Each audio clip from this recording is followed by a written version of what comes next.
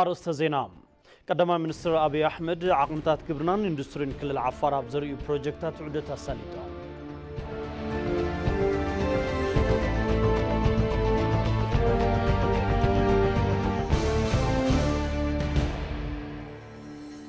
كوينات بتكنولوجين وحد حايل سبناي مودة عقمي تهانيس يكبلو فيلد مارشال برهانو جلا قليصا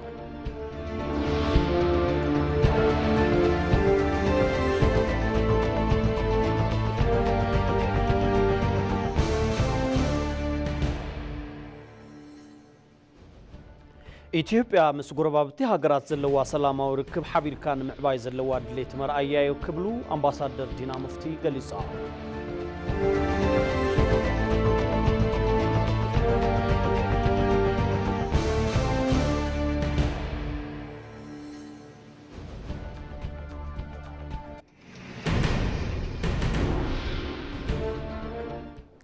أديس أبا كابز مدبر استوديو إتباع عزوز سلام تنا تقبلوا كبرات تقتاتلتين لو معلا تقدام 10 سلسته مقابيت كل تشحن 10 شعاتنا متمرت كتري ساعات شعاته ناباخم زحرنا يوم أد زينا إتباع تقرينا حيزنا لكم قريبنا لنا مسيناتات جيتات شوالو مسخم كسأني حسنا مكتال نكون لكم تمنيتنا فلما حصلت زيناتات قدما منستر أبي أحمد عقمتات قبرنان اندسترين كل العفار أبزر بروجكتات عدتها ساليتا قدما منستر أبي أحمدن قدما ويتمبيت ناشتاياتشون عقمتات حرشان اندسترين كل العفار أبزر بروجكتات عدتها ساليتا تي عدت قدمي شديش توارح فريات جمرن أب ساعات 15 تون ايودين جو مفري معزاب زحوسه كم زنبرم بيت صحفت قدما منستر زرخبنا يو حبريتها رديوم بتوساخي اب كل العفار زكايد زلو عود حرشا سرنا حقاين ماخل بانك المعات منو اي رولاف عدتا كايدوم ابتي كلل زلو عقمي حرشا كاب زنبره تسححت تعزبتي بمسعر بمسنو زلمع زعقب فريات سرنا مركاب كم زخالم كابتي بيت صحفت زترخ بحبريتها رديوم أتوم قدما منسترن قدما ويتمبيتن بيت صحفت قدما ويتمبيت زهنصو زبناو فابريكا بانيون مريقوم كفيتهم تي فابريكا بزتقطملو زبناو ماشينات بمحجاز 420 كونتال سرناي معلتي متحان زخيل انتخون 300 شح باني اب 24 ساعة مفراي كم زخيل ون تقليصلاهم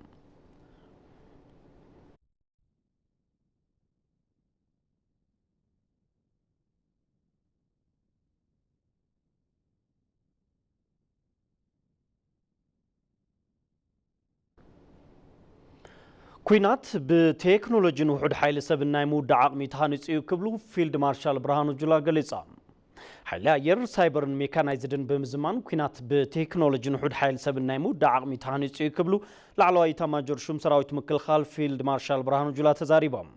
زي ميكانايزد ز سلطنو موياتنياتات لومي امرقوم فيلد مارشال برهانو جلا عقمي سراويت بخيلتن زي زبن بزفريوم عتقتاتن بناي بعلنا عقمي مزمان تخايلو يلوم إثيوبيا أب استفلاليو زبنات زقات موافقتناتات كلهم بعوت زي تواتسات بجيغانو دقا مسواتنت كم زخونه مغلاصوم كاب سراويت مكلخال زرخبنا يو حبريتا رديوم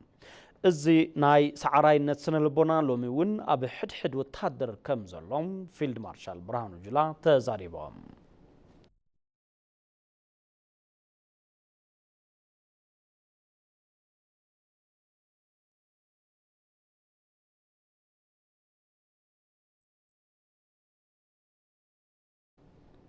منستر تعنا دكتور مقدس دابا مس امباسادر تركي اب اثيوبيا زتين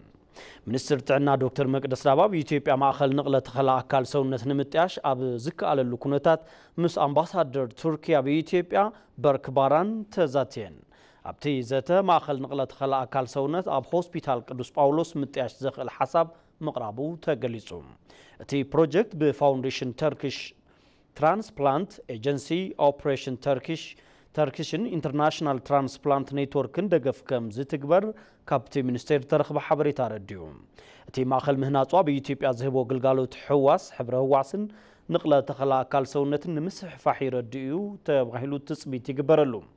منستر تعنا دكتور مقدس دابا ابقربا اوان ببايت وكلت حزبي صدقه اواج تعنا نقله تخلا اكل سونت حزم مخانو ازخاخيران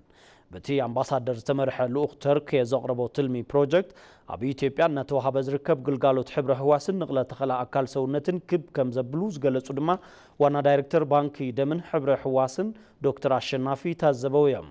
بتوسخي منستر تعنا دكتور مقدس دابا مس امباسادر تركيا بإثيوبيا بركباران فلفل فاينانسيتي بروجكت بزملكت كلتين هاجرات اب عودي تعنا زلون ركب بزبلص اب زطنخرالو ጉዳያት ዘትዮም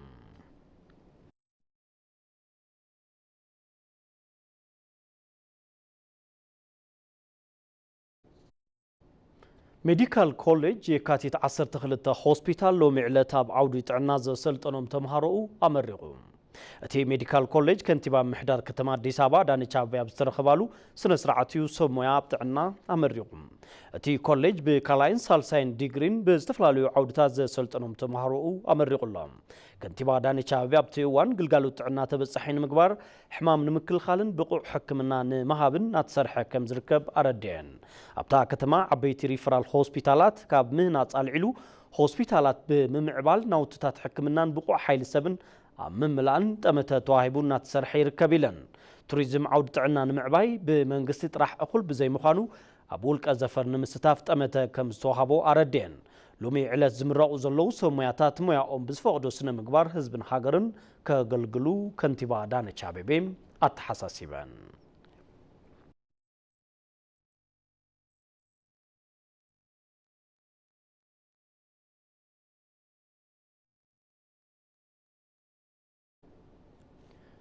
بتكبار وصيتنا ممزغاب ابنت زخون امرار حن مفراي يسرحالو كبلو ايت فقادو تسما غليصام بتكبار وصيت زمزغبن ابنت زخون امرار حن مفراي ناتسرح مخانو ابال كوميتي فصامي سرح بارتي بلصغنان بمنستر معرق ات بارتي وانا حلافي بصحفه زفرا ودادبا ايت فقادو تسمام تزاريبوم ايت فقادو تي بارتي ابزي سومن زكايدوم مدرخ زتن تي بارتي ابقصالي سرحوم سرحتنا ملكيتوم ابزهبو مبراري امونغو امرار حاتاتن ابالاتن تي بارتين ناي تكبار حدنتن علامان نممصا بزحات سلطناتات مهابوم تزاريبوم نزيون كل مداوي سرعه مزنا زرغحو گمگام ككايد مصنحو ارديوم امونغو امرار حاتاتن ابالاتيو دبن ناي تكبار علامان حدنتن نمصوات بزحات يقريتان معوات بزحات سلطناتات مهابوم سرعه مزنا تزرغحو گمگام ككايد مصنحو العلم نايتي بارتي امرار حاتاتن ابالاتن كا منغسي تكباراو بزغبرو زتفلاليو انيشيتيفات بمستاف كل مداو بلصغنا اون نمغبار كسرحو كم زغبا اتحساسيبهم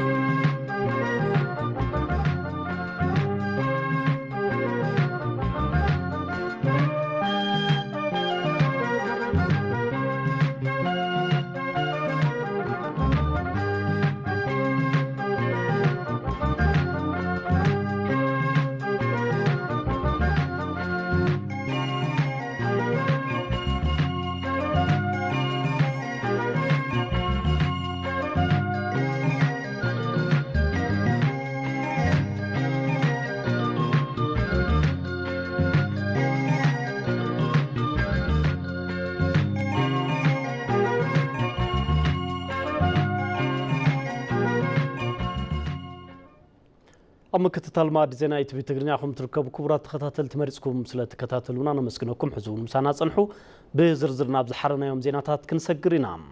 إثيوبيا مسجور بابتي هجراس زلوا سلام وركب حبير كان معباي زلوا دليت مرأيا يكبلو أمباسادر دينا مفتي قليصام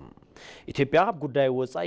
وصائيا انكي ترفق قدميت نجور بابتي هجرات بمهاباب كلهم زفرات متحوارا معباي الناس رحت كم زلاون اتوم أمباسادر قليصام نسأب سارة سهلة سلاسي مولو برهان قرماي መንግስት ኣብ ዝሓለፉ ዓመታት ምስ ጎረባብቲ ሃገራት ዘለዎ ርክብ ሰላማዊን ኣብ ምትሕዋር ዝተመስረተ ንምግባር ዘሳለጦም ተግባራት ውፅኢታዊ ምዃኖም ኣባል ቋሚ ኮሚቴ ጉዳይ ርክብ ወፃኢን ሰላምን ኣምባሳደር ዲና ሙፍቲ ገሊፆም እዮም። እዚ እውን ኢትዮጵያ ኣብ ጉዳይ ወፃኢ ፖሊሲያ ቅድሚት ንጎረባብቲ ሃገራት ንምሃብ እናሰርሐት ከም ዘላ ዘርኢ ምዃኑ ገሊፆም ቅድሚ ዝተወሰኑ ኣዋርሕ እውን ምስ ሶማልያ ዝነበረ ምጥርጣር ብሰላማዊ መንገዲ ንምፍታሕ ኢትዮጵያ ዝገበረቶ ፃዕሪ መርኣያ ምዃኑ ኣረዲኦም እዮም። ኢትዮጵያ ከጎረቤት ሃገሮች ጋር ያላትን ግንኙነት ትልቅ ትኩረት እንደምትሰጥ ኢትዮጵያ ምስ ጎረባብቲ ሃገራት ንዘለዋ ርክብ ዓቢ ጠመተ እያትህብ እቲ ርክብ ኣብ ምትሕባር ዝተመስረተን ክኸውን ድሌት ከም ዘለዋ እናርኣየት ጸኒሓ እያ። እዚ እውን ሃገራት ምትእምማኖም ብምጥንኻር ብሓባር ንኽዓብዩ ዘኽእል ምዃኑ እውን ገሊፆም እዮም። ተቀራርቦ መወያየት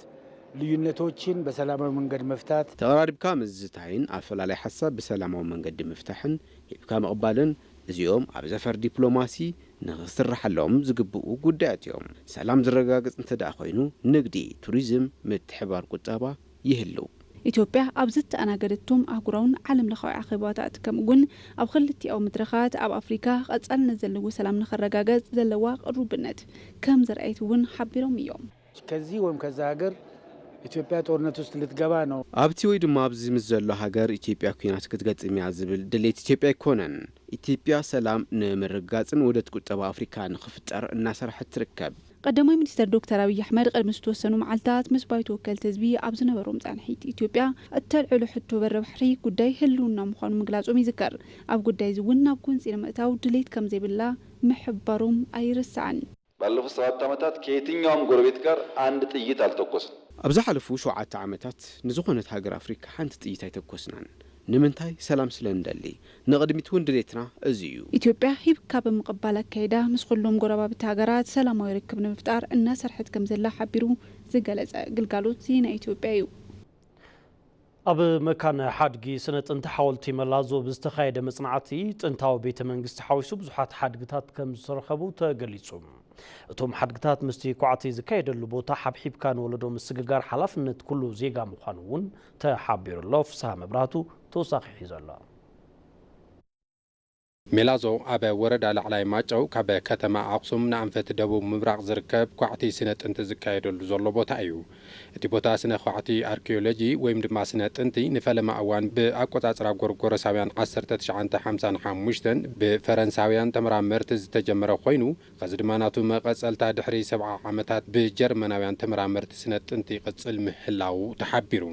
እዚ ቦታ ስነ ኳዕቲ ዝተፈላለዩ ጥንታዊ ሓድግታት ዝተረኸብሉ ኮይኑ ምስ ይሓ ተዛማዳይ ክገብርዎ ዝኽእሉ ርካቦታት ከም ዘለው ኣብ ዩኒቨርሲቲ ኣክሱም ክፍሊ ትምህርቲ ስነ ጥንትን ምሕደራ ሓድግታትን መምህር ወሉ ገብረስላሴ ብስልኪ ኢቲቪ ትግርኛ ገሊጾም ኣብዚ ቦታ ክሳብ ጥንታዊ ቤተ መንግስቲ ዝመስሉ ርካቦታት ከም ዘለው እውን እቶም መምህር ሓቢሮም ኣብቲ ቦታ ያው እስካብ ሕዚ ዝተረኸቡ ብዙሓት ርካባት ኣለው ብዙሓት ናይ ትግራይ ታሪክ ከጉልሁ ዝኽእሉ ናይ ትግራይ ታሪክ ጭብጥ ክኾኑ ዝኽእሉ ብዙሓት እታወት ክኾኑ ዝኽእሉ እስካብ ሕዚ ዋላ ኣብዚ ናይዚ ዓመት እዚ ጥራይ ዘይኮነ ቅድም ኢሎም ዝተረኸቡ ኣለው ንኣብነት ንምጥቃስ ያው እቲ ቦታ ልክዕ ምስ ናይ ይሓ ዝመሳሰል ቤተ መንግስቲ ምኩራ ኮታስ ዝተፈላለዩ ናይ ሳብያን ጽሑፋት ጥንታዊ ሳብያን ጽሑፍ ዝተረኸበሉ ከባቢ እዩ እቲ ቦታ ንሱ ብጥቕለል ብዝበለ ናይ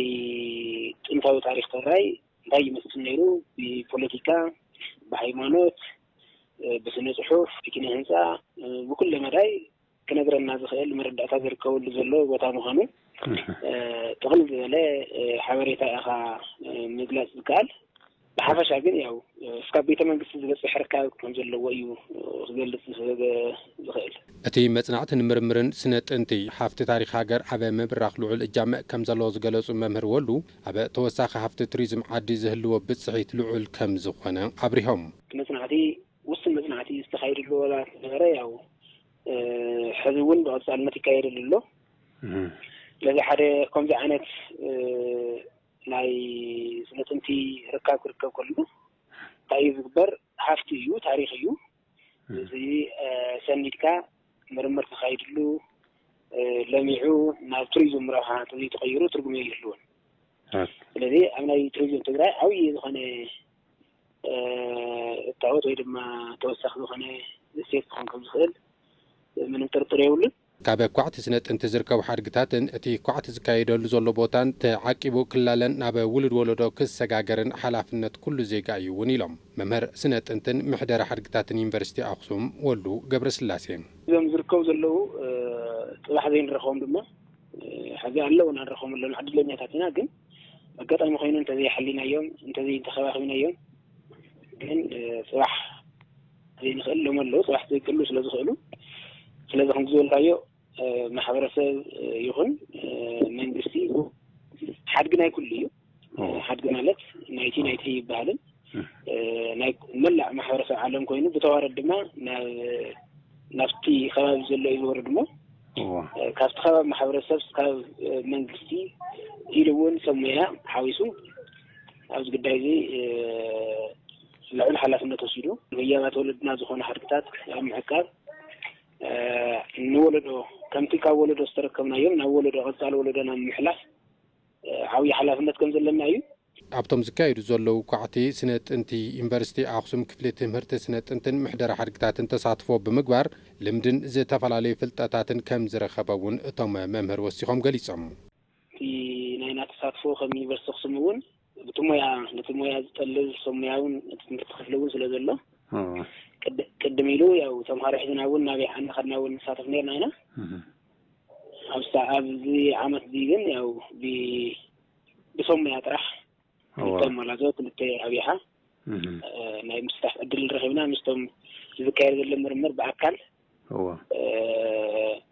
ተሳተፍቲ ኮይና ኢና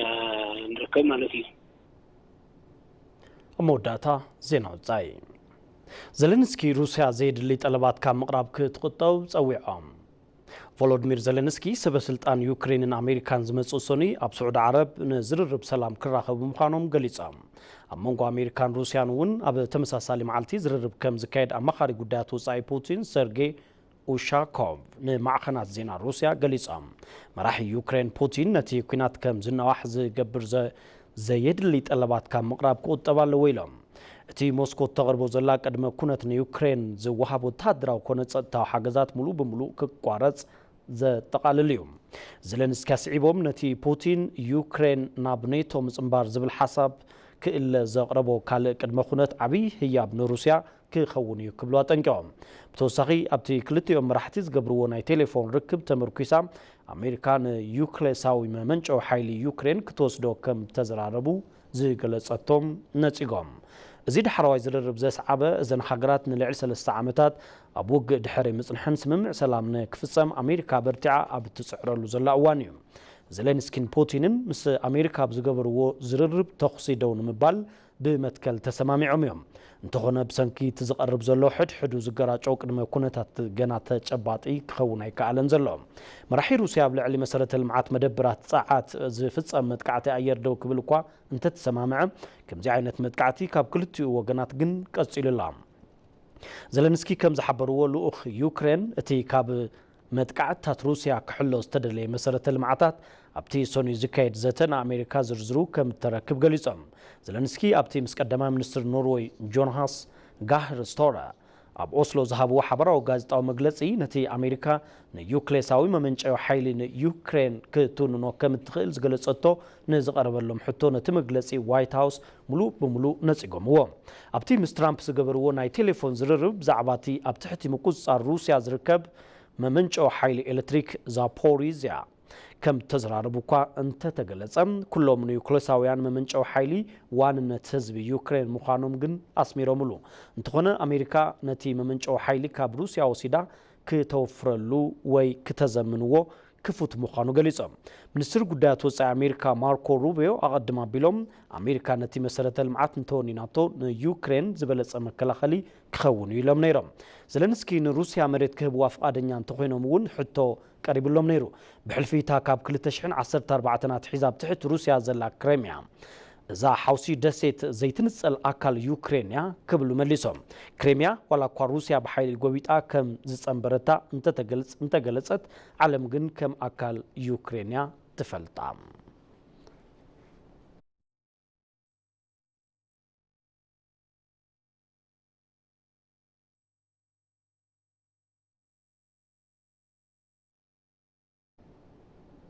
ክብሮት ተኸታተልቲ ዜናው መሰናዶታትና ቀድሚ ምዝዛምና ቀንደቀነጥታትና ክነዝኻኽራኩም ቀዳማይ ሚኒስትር አብይ አሕመድ ዓቅምታት ግብርናን ኢንዱስትሪን ክልል ዓፋር ኣብ ዘርእዩ ፕሮጀክታት ዑደት ኣሳሊጦም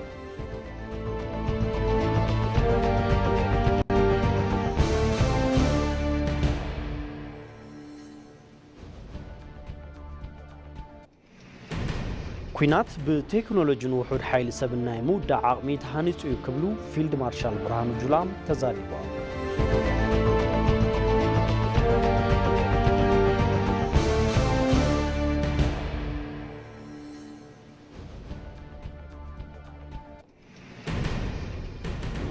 ኢትዮጵያ ምስ ጎረባብቲ ሃገራት ዘለዋ ሰላማዊ ርክብ ሓቢርካ ንምዕባይ ዘለዋ ድሌት መርኣያ ክብሉ ኣምባሳደር ዲና ሙፍቲ ገሊፆም